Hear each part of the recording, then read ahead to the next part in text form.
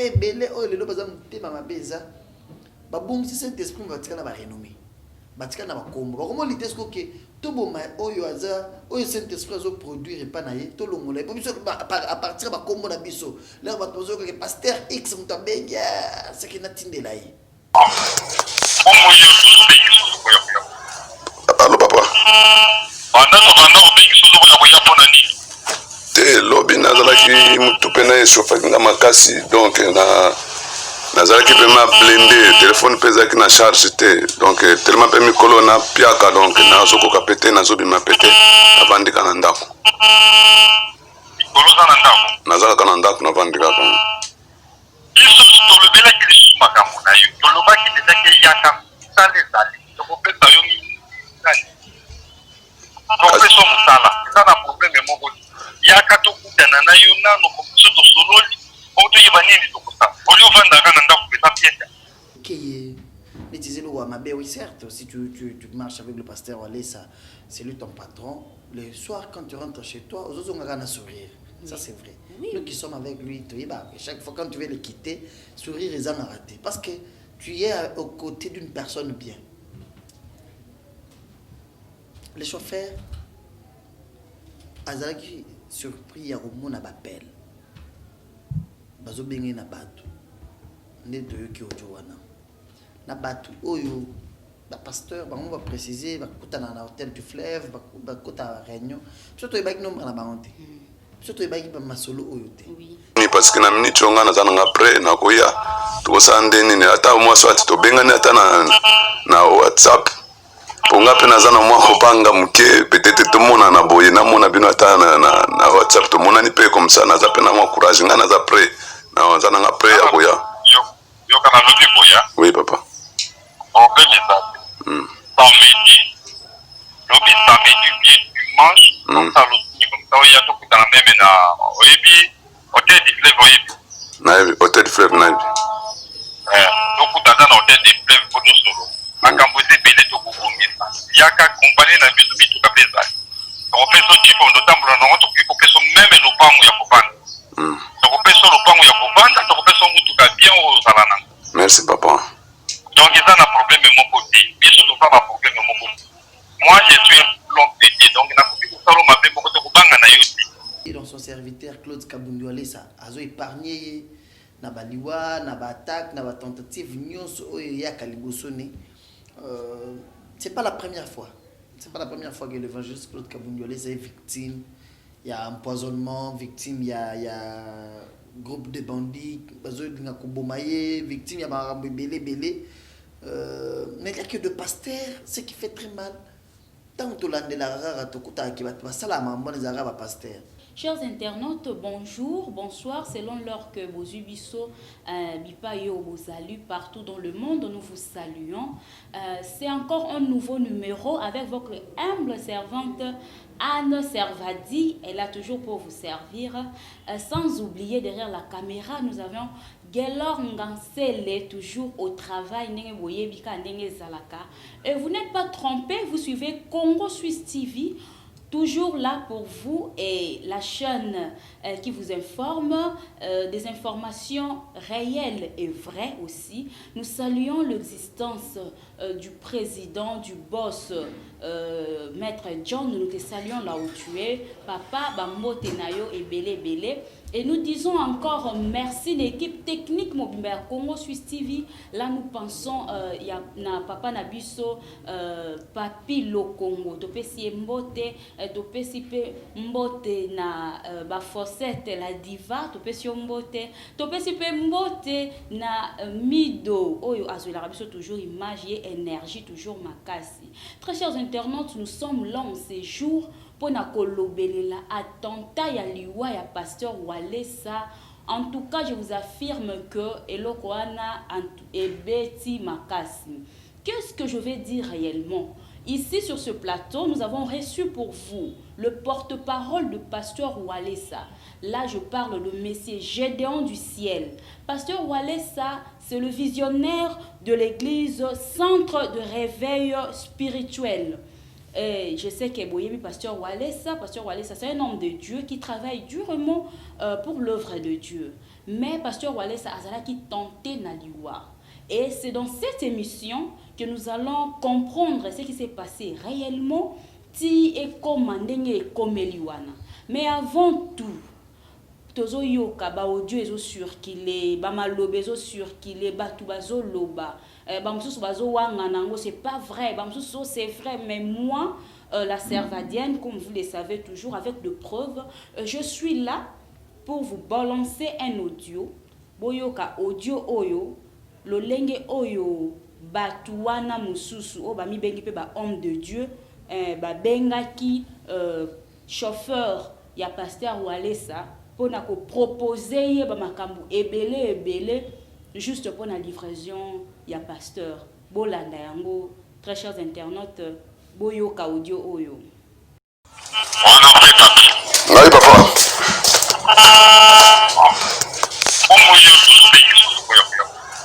Allô papa. Te lobi nazalaki mutupe na eshofaki nga makasi, donc nazalaki vraiment blindé, téléphone pesaki na charge te, donc tellement pe mikolo na piaka, donc nazokoka pete nazobima pete navandika na ndako. Nazalaka na ndako navandikaka. biso tolobelaki lisusu makambo na yo, tolobaki dezaki yaka mosala ezali tokopesa yo mingi tokopesa mosala eza na probleme moko yaka tokutana na yo nano biso tosololi oyo toyeba nini tokosala oli ovandaka na ndako pesa pieta kasi siko nasala nde nini po tokutana ndenge nini, parce que na miniti onga naza nanga pre nakoya tokosala nde nini, ata mwasi ati tobengani ata na WhatsApp ponga pe naza na mwa kopanga muke, peut-être tomona na boye namona bino ata na WhatsApp tomonani pe comme ça, naza pe na mwa courage nga naza pre naza nanga pre ya koya. yoka na lobi koya. Oui papa. Obeleza samedi lobi samedi bien dimanche comme ça oya tokutana meme na oyebi hotel du fleuve oyebi nayebi hotel du fleuve nayebi tokutana na hotel du fleuve po tosolo makambo eza ebele tokobongisa yaka kompanie na biso mituka mpe ezali tokopesa jipe ndotambola nango tokoki kopesa meme lopango ya kovanda tokopesa lopango ya kovanda tokopesa mutuka bien oyo ozala nango. Merci papa. Donc ils ont un problème de mon côté. Bien sûr, ils ont un problème de mon côté. Moi, je suis un long pétier. Donc, il y a beaucoup de salons qui m'appellent beaucoup de banga na yosi. Moi, je suis un réaliste.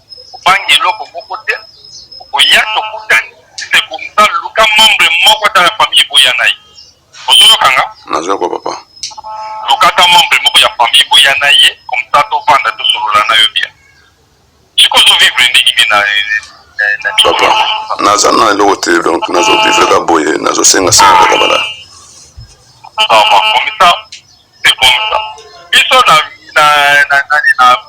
makambo na biso si tozololaki na mbonisa yoka mpo ozobanga banga mais so obandaki deja mosala depuis soki semine uti koleka yoka mpo oza na kobanga mais salaire na biso okoki kobanda kotushaire mosusu mpe ba 1200 1500 dollars donc okobanga no eloko te place atien oyo tozobombela yo okosala. Mais c'est comme ça, souvent si tu as 200 dollars pour le professionnel d'affaires. 200 dollars, merci. Tu as un numéro de compte bancaire. Oui, numéro est allé à Orange Money. Numéro non à Orange Money. Ok. Oui, numéro à Orange Money.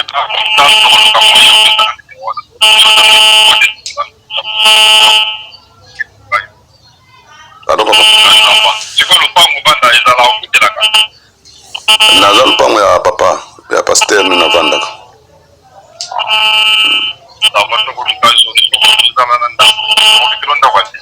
D'accord.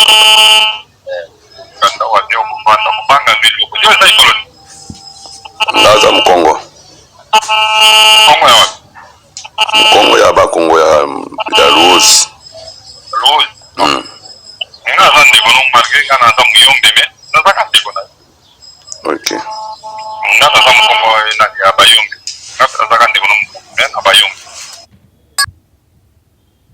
Chers internautes, Nazasir Bolandi, conversation, il y a chauffeur, il y a pasteur Walesa, naba homme de Dieu Moussoussou.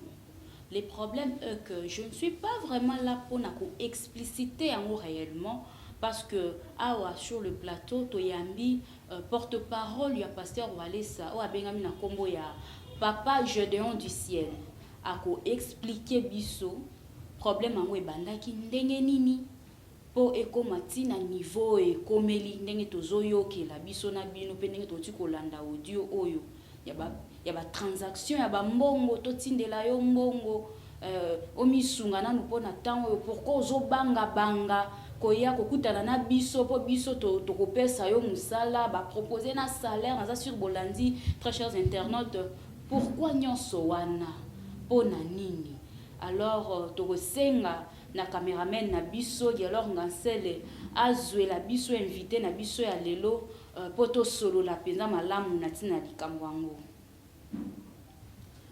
Bonjour papa Gédéon. Bonjour maman. Comment vous allez? Bonjour aussi à tous qui vont nous suivre, à tous qui nous suivent déjà. Je vous dis bonjour. Ndenge nini santé? Ça va très bien. Vous êtes très bien. Ouais. Porte-parole, il y a papa Walesa. Ici, je suis l'attaché de presse de l'évangéliste Claude Kabundi Walesa. Voilà, Boyoki Binomoko. Au sali combien d'années Pembenya papa? C'est mon papa. Je suis avec lui, c'est vraiment comme père et fils. Comme père et fils. Donc, à Gouigou Gotanga Bané, Ouais, c'est mon la papa. moi, nous abota, nous sali combien d'années na papa, donc à Gouéba. Et le quoi, l'obéla binoté, chers Ouais. internautes. Bon, nous entamons directement pour l'actualité au Ezoleka, l'attentat, tenté Koboma, pasteur Walesa.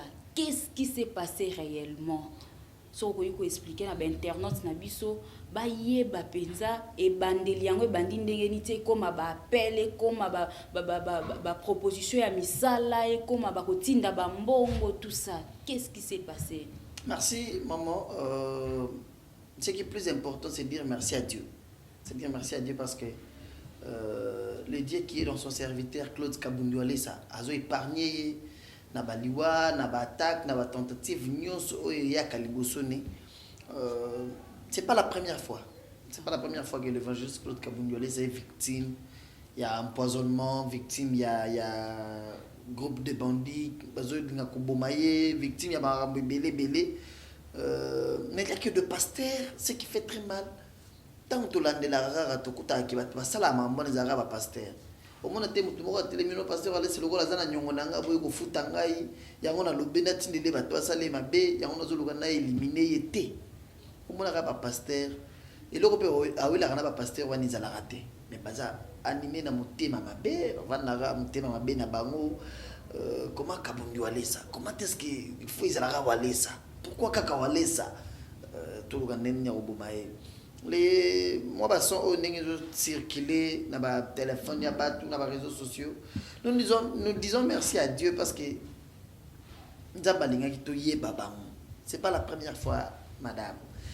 À l'époque du général Célestin Kanyama, à l'époque quand il était commandant ville de Kinshasa, inspecteur provincial de Bengara, Abingsa pasteur Walesa na parade. C'était une parade spéciale, pasteur Walesa Yaka. Comme une parade avant, le général a présenté toute une liste, un groupe de bandits, un groupe de personnes, men armés au Babaneko qui n'est pas un pasteur Walesa. Tu vois? Pasteur a yébité, général Célestin Kanyama. Bengaï a présenté, il y a des images, sur les années, on pose à sa l'union. Bingsa Yaka, Talabato, Babomayo. Bazana Minduki, les lots na boutou, leur plan était déterminé. Nzambe a salike, bakangama. Vous avez dit que vous avez un corps, vous avez un boma, vous avez un yiba, vous avez un boma pasteur Walesa. Baloba bango ba yebi, même le général Célestin Kanyama, vous avez yeba. Maramboke, batouana baloba, pasteur, ba pesa ba mbongo, bobo pasteur Walesa. Tu vois, c'était le pasteur. Arthur Zalamamba poison. Il a été empoisonné plusieurs fois. Nous sommes un pasteur. Cela veut dire quoi? Dans ces pays Congo, ce que vous tamboulez dans le banga nzambe, vous tamboulez dans le banga nzambe, vous avez comme un sujet de mépris. Na bat nous so pe basala musala o yo sala ya nzambe mais banga nzambe eza pasi mpona bango. Tu vois les grands problèmes. C'est-à-dire eza bapasteur oyo na mboka Kinshasa tomesanaki pasteur akobima ne na mwasi ata ya bato ata mwasi moko ya église akweyisi ye soki likambo ebimi awa omona na bandimi bazodefendre yango pasteur aza mpe motu tesali nini opapa aza mpe motu ye nde koba esali nini akobima mpe na mboka oyo kongo tomisanaki bapasteur batambola na basi na mituka baprotocole na bango mwana bato ntango ayaka mosala na 8h ozali na mutuka te otambola nde baplace nyonso ozoketiki epa na bango 20h 21h a force ya kokangama nde makasi omonaka bapasteur ebele babima na baprotocole na bango bapasteur ebele na bureau avandi secrétaire moko ya mwa mwasi aza wana azokoma kaka mikanda ebele babima na bango bapasteur na mboka oyo système moko ezalaka ya bafemme du ministère. C'est que pasteur soit voyageur qui est dans serre moi qui est dans femme du ministère mais aza marié namboka ou pasteur tu vois tout ça mais Claude Kabundu allait ça aye ko instaurer évangile moko yasika il y a vie à sanctification. Il n'a pas besoin de ton argent, il n'a pas besoin de ce que tu es, mais il veut seulement que tu marches dans la crainte de Dieu. Il veut seulement que bisonyonso tous à la préparer parce que yeso kozonga lelo. C'est ça la vision du pasteur Walesa. Côté ya kolakisa batu le besoin mature ya Nzambe pour na biso. Maintenant tout ça, ko sala sikoyo Nzambe azo accompagner na ba miracle ya minene. Des grands miracles. Ya batu ba yebo na mutu za kokufa ba beti mutu mbasu ya mabe. Simbi asambeli mutu atambola ate sur place atamboli. Bayena mutu azoko rolia tazusa le lokote ba sambeli li sur place et puis à salaire yango gratuitement. C'est pas payable. Non, boso manana huile d'olive, boso mama iboya boete. Faut s'inscrire nan avant mon homme de Dieu. Ah, pour l'inscription ils arrêtent. Je te dis. Et voilà maintenant tout ça. Quand vous voyez quelqu'un qui amène un évangile yasika. Au cause à la paix oyeboya te assemblée lio bayena yo zusbela makasi. Assemblée lio biki oyogi bien. Na moni pe ozana nzala. Mona bimisata $1000 à kabelo zwa. Olugelo ko teka obanda rolia. Asa pasteur a aidé bato muto bimisi na ndako ya yerolela papa na zalibanda. Sa place au vanda te. Zwa mo a garantie. A kabeli bato $5,000, $10,000. Lui l'argent ne compte pas vraiment pour pasteur Walesa. Ce qui compte pour lui, c'est garder le Saint-Esprit. Quand vous avez le Saint-Esprit, quand tu as le Saint-Esprit, Saint-Esprit a une unité de production. Quand vous avez le Saint-Esprit, bon monde mobimbe ko lukayo. Pour vous avez le Saint-Esprit. Ce que est belé oh le bazam tema mabeza. Ba bon si Saint-Esprit va tika na ba renommé.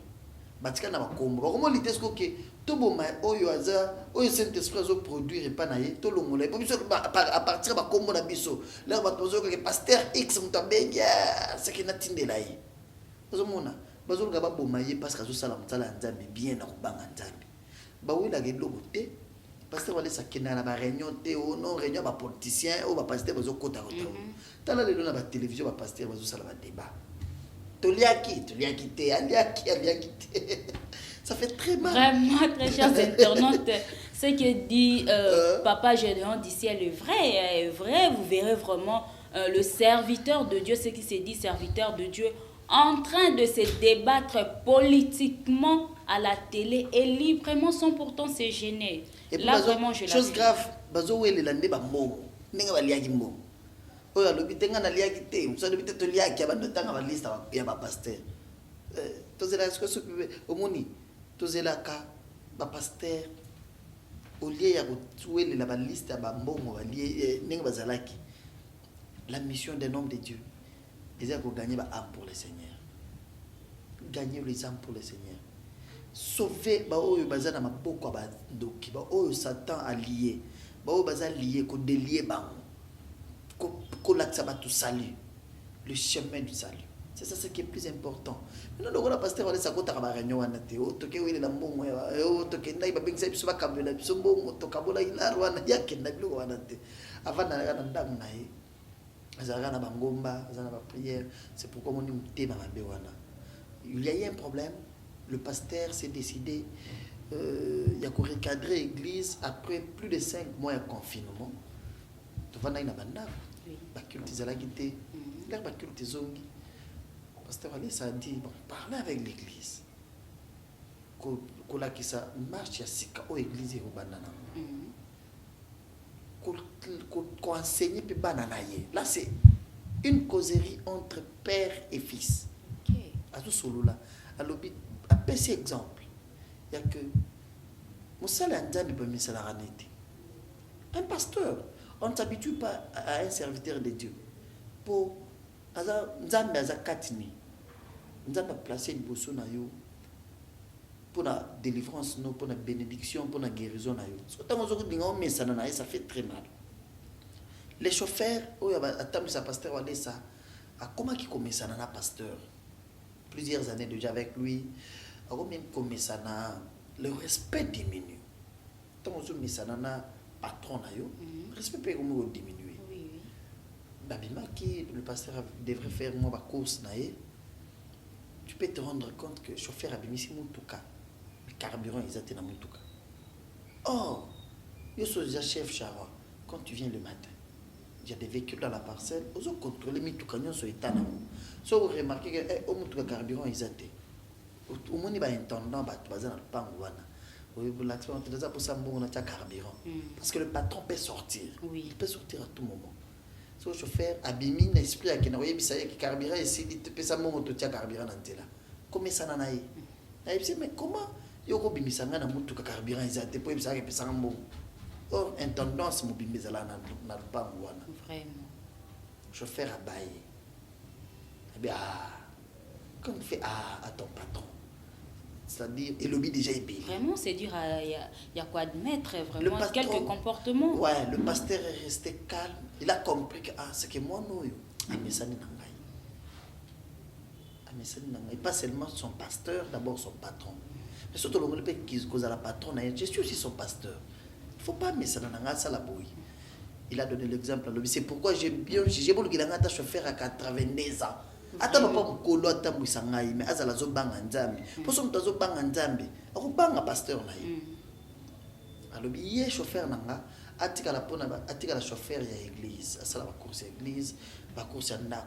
Cela veut dire quoi? Son salaire n'était pas touché. Oui. Akozala zo zo salaire na ye mais et puis avant dans le pan pasteur avant dans le pan salaire na ye asimba. Bah changer que juste fonction. Voilà. Ozala qui a wate yo kiti na station. Voilà.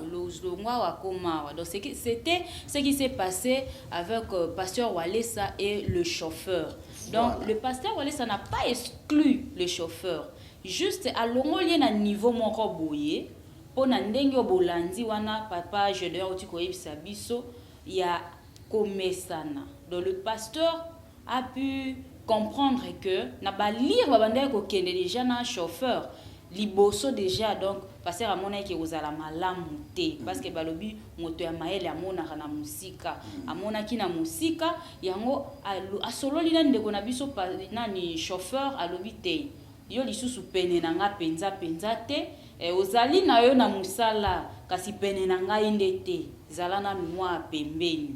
Voilà ce qui s'est passé. Nous continuons, voilà. L'histoire continue. C'est par là que le chauffeur pour va choquer. Oui, certes, si tu marches avec le pasteur Walesa, c'est lui ton patron. Le soir, quand tu rentres chez toi, aux autres, on a un sourire. Oui. Ça, c'est vrai. Oui. Nous qui sommes avec lui, chaque fois quand tu veux le quitter, sourire est raté. Parce que tu es aux côtés d'une personne bien. Les chauffeurs, azalaki surpris ya komona bapel bazobenge na bato nde toyoki ojo wana na bato oyo bapasteur bango baprécise bakutana na hôtel du fleuve bakota réunion biso toyebaki nombre na bango te biso toyebaki bamasolo oyo te. Les dieux, quand tu travailles pour Dieu, quand tu sers Dieu avec un cœur sincère, avec un cœur ouvert et que tu as l'esprit de Dieu,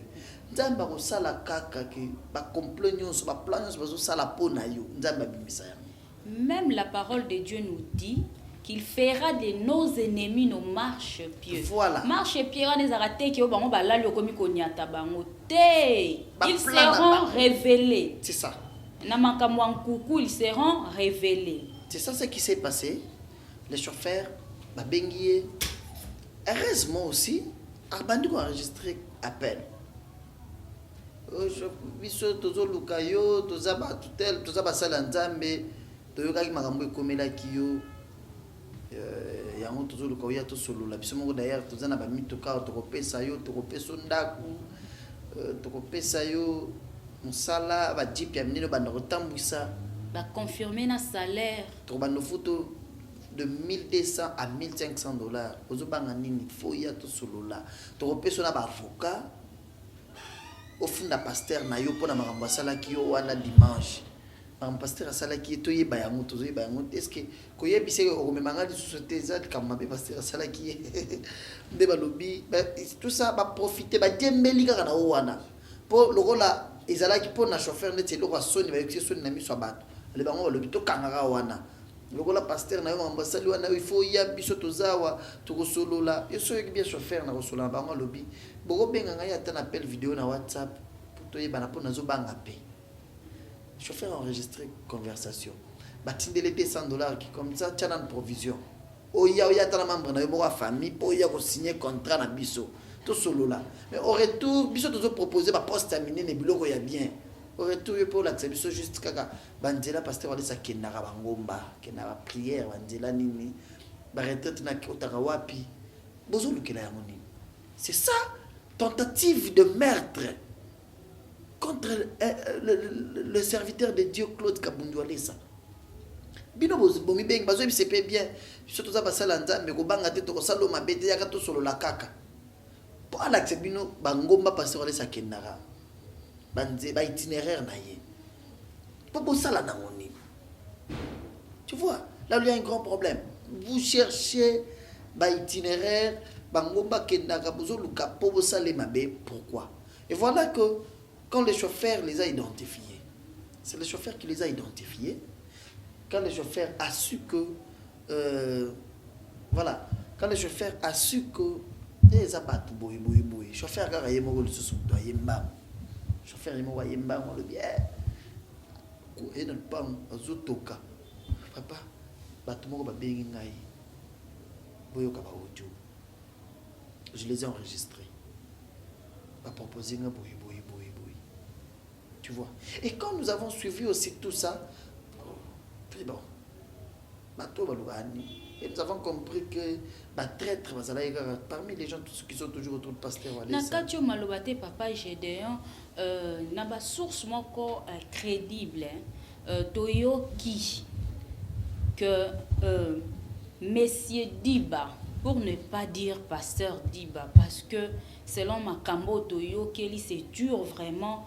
Yako benga kombwana ya pasteur, le pasteur Diba au hasard proche ya pasteur Walesa. Selon ma source, j'ai bien mentionné que ce vous est allié pasteur Diba Moutou à pesaki numéro ya chauffeur et pas bah soi-disant homme de Dieu au babenga qui pasteur. Donc c'est lui qui a relaté tout que na minute son désaboyé chauffeur ya pasteur Walesa aza un peu écarté vu ça beaucoup de numéro na e bino sko bobenga do babilo comment ya bongo hein c'est pas bien yango wana pe badage na biso lo baraka mutu akoboma yo ye wana na yo do auzala mutu ya musika te. Pourquoi tout ça?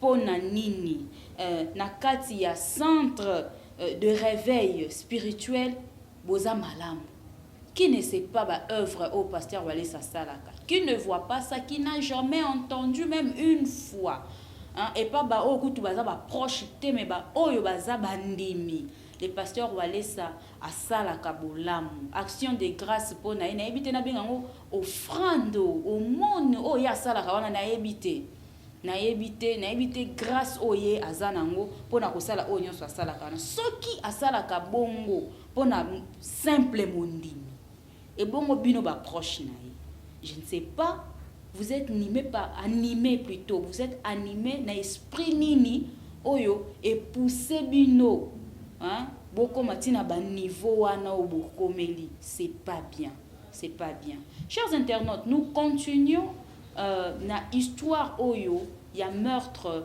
oyo papa Walesa uti ko raté donc oyo kaka a frôlé na tentative ya mort papa Walesa juste pour na histoire moko boye okutu donc okofanda no bozo yeba te benemi baozelaka aikitsaka lokolo nde biso tokotiele sete anyata donc juste koyebisa kaka chauffeur zala nanu mwa pembeni allez bao bazelaka bakoti. Nous continuons avec papa Gédéon du ciel à relater les biso penda kino na suka. To continuer papa. Merci beaucoup. Vraiment, je te demanderai une chose. Il faut épargner Diba dans ça. Hein? Pourquoi l'épargner? Parce que lui est notre frère. Comme nous, les chauffeurs, nous l'aimons. Nous continuons à aimer Diba, il est notre frère. Pasteur Walesa à l'accès biso bolingo moko dimanche na niveau to kana kité ya omona ko yoka pe ba audio oyo Diba ba sololi na chauffeur ya bisi chauffeur yaka nazana bato ko peso musala yaka nazana masasi ya kobeta, ça peut faire mal. Un homme de Dieu au azana masasi et il affirme ça de lui-même. Nazana masasi ya kobeta, chers. Tu vois, ça fait mal mwana oyo au talisinzambe ayebaki nzambe te azalaki na balox ebele na mutu aye omemi na makambo ya nzambe olakisi nzambe okomisi ye pembeni na yo akomi lelo koyebisa mpe bato makambo ya nzambe oyo akokaki koloba te na vi na ye parceke mutu wana oyoka baaudio ya ke azoloba mpe mabe, ça fait mal. Je disais tout à l'heure là qu'on ne veut plus trop il faut épargner na bamakambo parce que nous l'aimons. Nous l'aimons. Parce que voilà, ça s'embêle là qui est à 5 ans l'église, mais tout s'embêle là, il nous a protégé, azala bien. Tout le monde bien, il nous a protégé. C'est ça les soucis de pasteur Walesa. Donc après ceci, le pasteur Walesa, après avoir tout apprendre, le pasteur Diba aussi était à l'église. Non, le premier dimanche, le pasteur Walesa, ça là qui a recadré qui chauffeur. Diba était là. Le deuxième dimanche, il n'était pas là. C'est le deuxième dimanche maintenant où il y a audio bimi et audio petit balobi. Je disais Diba, faut pas trop, je ne souhaite pas trop parler de lui parce que nous l'aimons. Batu belé bazam bana wale sa bazam monde mobimba. Oui. Tant bazo yo kamaramwana, les bien te batu ba longolé na tema. Batu ba yo ka comme même lui aussi. Parce que c'est le pasteur Walesa qui nous a montré. Voilà, il est mon fils. Voilà mon pasteur Walesa l'accès biso. Mon pasteur toyebe li pemena pasteur Walesa. Toyo kayepe na masola meurtre, ça fait mal. C'est pourquoi comme nous l'aimons, nous ne voulons pas. Tu as dit que c'est un vent. Satan à la boum. Nous ne voulons pas koyinisaye na mitema ya batu. Nous l'aimons. Diba place Azali, il a l'amour de son père, qui est Claude Kabundu Walesa. Kabundu Walesa kozong sa mabena mabite.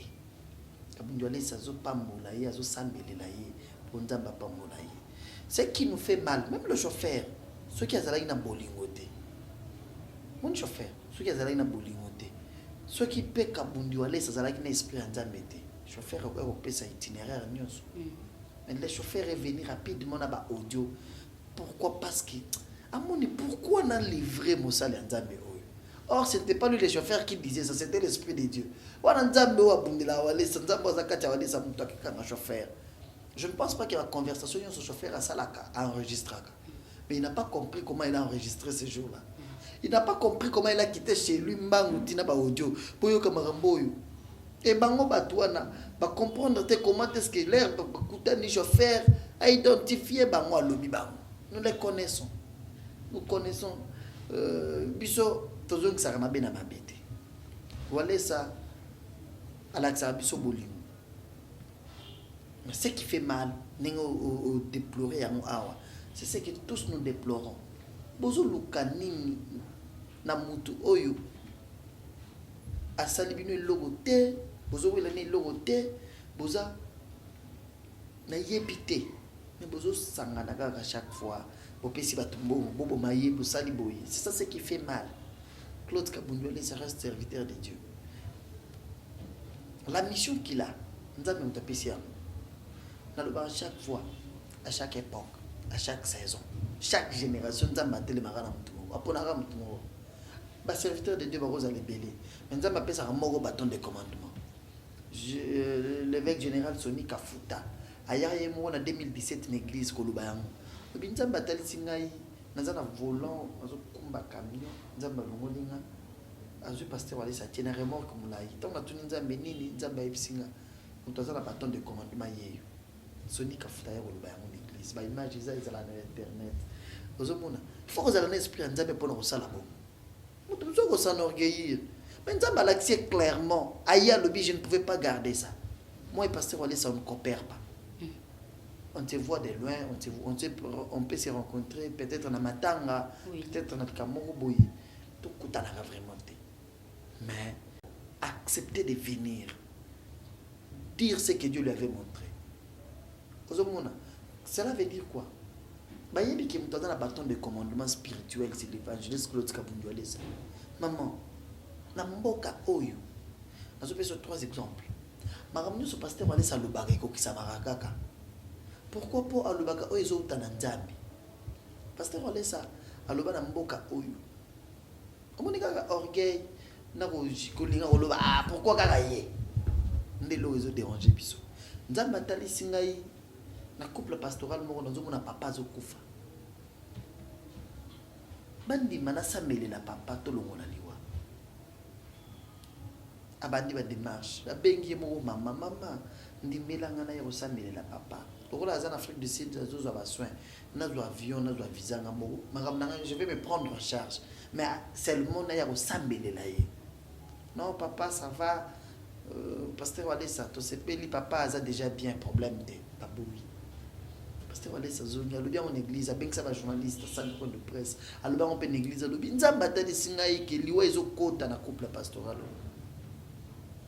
Quelques mois plus tard, papa Koufi.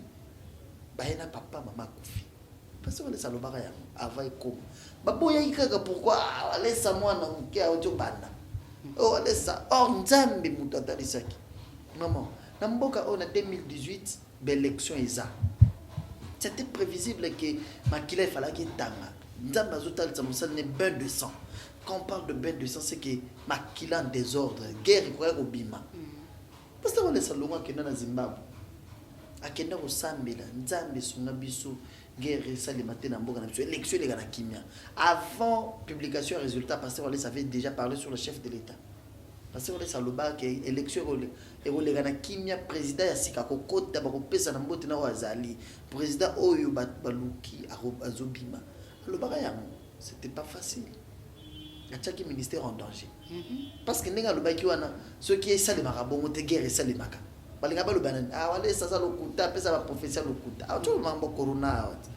été le seul pasteur. Nous avons vu les dimanches les journalistes venir avec un diplôme qu'on aurait que non la période de confinement tout le monde qui va fort au salaki kovanda na zamba olata basaki na nzoto kusambela kokota na bamaya salité nzambe corona eboma bisote wando sambela te parce qu'on a s'il est béni financièrement wando sambela te nzambe pesa ngambongo te nzambe sauver Congo sauver bazana corona partout dans le monde corona eboma bisote parce que on laisse un petit message nzamba yebisinga na bima na zamba na vana na ndako nanga corona est dépouillé c'est-à-dire la force qui tuait dans cette maladie nzamba longolé nous pouvons vivre avec ça comme la malaria c'est une maladie normale comme toute autre maladie c'est pas encore une maladie à banga ndenge tozala qui na plaire nango parce que on laisse après ce message les autres vont vivre nous tambola ba kaya corona ba to kofi boye ndenge comme on prétendait dire na batu bi comme on s'attendait que ça lema et ça sous bonté il a prié il a déclaré les autres bien vous à l'aise cela veut dire que au moins on a une période où on a confinement eux pasteur wale sazalaki na ba prière à makasa zo sambela nzambe sunga biso au moins ba pasteur so pas même na télévision ba bandi ofingai azomila kisa et pour na kotina mai pour ça la nini ozomona or comme na mutu mkolo bongo azana na abali ici déjà bana azana ba petit fils simulier ko sambela ko kota par rapport à vision nzamba talisaki qui to kokai ko kufa des autres mama na poto bopito ya minene ezali bato akofi corona kaka awa tana bopito ya minene wana ezate awa toza en difficulté wana déjà ya kaka ya soin ya bien omoni nda sambelaki mpo makambo ekomela biso te mais omonaka bapaster mosusu bavandi baatake ye ata bato asola azala vraiment bakutanaka vraiment boye te omonaka baatake ye tout ça motema mabe ça fait très mal. Nous disons merci à Dieu pour ba plan nyonso bato bazosala nzambe azobimisa bango c'est ça. Plan nyonso bato bazosala nzambe azobimisa bango. Chers internautes, nous chutons déjà dans ces nouveaux numéros, dans cette émission dont nous avons reçu pour vous le papa Gédéon du ciel. Lui est le porte-parole, le chargé de communication. Il y a Pasteur Walesa. Pasteur Walesa, Aza visionnaire, il y a église, centre de réveil spirituel. Tolobeli likambu ya tanta. Papa Walesa zalaki tenté babomaye. Papa Walesa a découvrir nani asali bongo. Kasi bolanzi bino moko na motema na ye oyo azalaka nango. Aboyi même kotanga bakombo ya bato yango bamibengi basali ya nzambe. Pe aboyi na ye ko escominye mutu. Donc boyebi ko escominye za ko kanga mutu mabondeli ya baba bakangie mabondeli ya ko prier lisusu. Ta escominye mutu te kasi asalinde lisusu ba prière. Ke nzambe apambola bango abatela bango ba vivre kaka. Lolengi lo banzambe zo yebisa biso to bondela rapona banguna na biso yango pasteur Kabundu Walesa asali. Papa na yebi to kopesa bato mi balembo te po to comme déjà na suka ya émission na biso. Merci d'abord pour l'opportunité. Vous nous avez appelé, je suis Dina Yambam, pour répondre à l'invitation à Bino. Ça me va droit au cœur. Merci pour l'accueil. Rapidement, nous avons un programme culte. Les zones normal. C'est chaque mercredi de 7h juste à 10h30. Chaque vendredi de 15h à 18h. Et pour le même vendredi, il y a une veillée de prière. Mais pour le dimanche, désormais, nous avons 2 cultes d'action de grâce. De 7h juste à 10h30 et puis de 11h juste à 14h30, des cultes d'action de grâce pour dire merci à Dieu pour tout ce qu'il fait pour nous. On est toujours vainqueur. On a aussi le temps de dire merci à Dieu. Encore une fois de plus, merci à vous. Je lui dis merci sincèrement. L'évangéliste Claude Kabundu Walesa, merci pour la confiance. Un homme de Dieu bien, il partage avec ceux qui manquent. Ezaba mamkala to mesana omonaka ba pasteur bazelaka boya ko pesa ngai pesa ta transport tikali nango tambola makolo nzamba mona ndenge to tambola makolo parce que pasteur les sala bon tala période de confinement ba pasteur bele ba tiaki ba numéro na télévision botinda bo frande na RTL mani botinda na pesa na boy pasteur les n'a pas fait ça. Pourquoi? Parce que azada d'abord na posa tout allait bien, lui était dans la prière. Je lui dis merci pour la confiance. Na pesimbote ya maman Sophie Osebi, na Patricia Osebi, baza na France, bana Walesa. Na pesimbote na maman Agnès Bakuma na Belgique, Charlotte Lubengo na Belgique, maman Esther Bito Tanzania baza na yo. Dieu avec toi. Kobanga te, hein, maman Esther Bito na Toronto, Makapia Kayo a bonne convalescence à toi Nzamba zala no na Toronto, na Canada. Merci encore une fois de plus à vous. J'ai dit aussi bonjour à Judith Lolo. Maman Lolo, bonjour à toi. Belé monde mobile ça partout. Et aussi la léloté en tout cas. Le couple Arsène Ngoudia na bienheureuse Masengu à Kolwezi na Lolaba. Un couple bien, un couple d'amour. Nzambe azala na bino. Nzamba zana bino nyonso baye bapesi mbote et pas ya papa Gédéon. Et moi aussi je salue l'apôtre José Dapongo depuis Australie. Je te salue, je salue la grande dame Maman Safi Odette, maman bambote na yo et aussi au Canada na pesi mbote na pesi batu nyonso mbote. Basali ya nzambe o ya solo. Le vrai serviteur de Dieu, moi je vous aime et je vous salue. Et le faux prophète, archibishop, etc. Nzambe arobanda kobimisa bino toujours na poisa. L'équipe technique, je vous salue. Gelor Nansele, Ozemido, Papa, Papi, Jérou Chaba Fossette, Bambote Nabino Nyonso. Et au beau sanité, le boss, Maître John, nous te saluons. Au revoir à vous. Bye.